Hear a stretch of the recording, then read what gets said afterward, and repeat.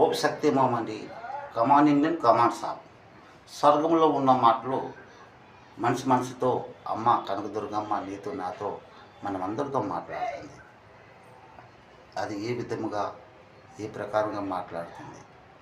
చాలామంది నా కమాన్ Indian friends, నా సర్కిల్, మా మేస్త్రులు గారు అందరూ అడుగుతుంటారు ఉంటారు, ఎప్పుడైనా ఆ అమ్మ తల్లి రూప దర్శనం నీకు ఎప్పుడైనా దర్శించిందా కనకదుర్గమ్మ అని అడుగుతుంటారండి.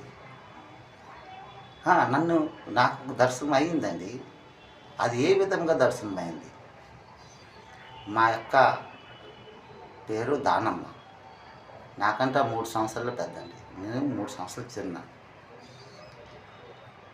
నా 10 సంవత్సరాలు, 11 సంవత్సరాలు, 12 సంవత్సరాల వయసులో మా అక్క నాతో మాట్లాడేది, అమ్మ రూపంగా దర్శించేది. అలాగ రాను రాను మా యొక్క మాంసాహారంలో భుజించింది. ఆ తర్వాత మా ఇంటి పక్కన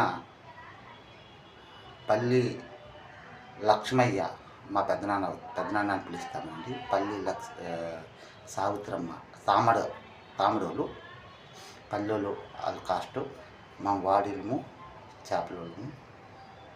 అక్కడ అనమాట ఒక ఎదురు పద్ద మా అక్కకి ఇక్కడ తగిలిందండి.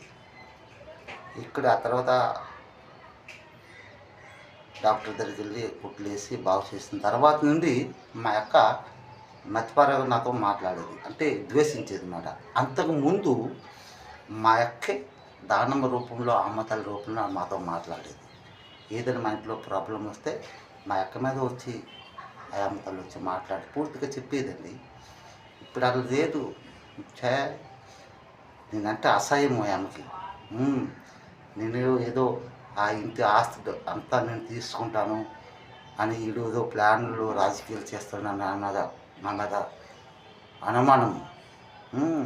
మా అమ్మ కూడా నన్ను దూరం పెట్టేస్తుంది. ఆ అమ్మకి అప్పుడే 2వ బిడ్డ పుట్టాడు, శివకుమారు, శివుడు రూపంలో. అప్పుడే చెప్పింది ఆ శివ రూపంలో శివుడు చెల్లి తర్వాత నేను పుడతానంటే ఆయమ్మ కూడా మా జుమ్మాడు మేక బుర్ర కట్ చేసుకుని తిరిగిందండి. గుమ్రా అయిపోయింది. మా వదిని మొఖమాటం అయిపోయింది. ఈ ముగ్గురేనండి, మా అమ్మ, మా అక్క, మా వదిన గారు, పార్వతి, లక్ష్మీ, సరస్వతి రూపం దర్శనం అండి నాకు.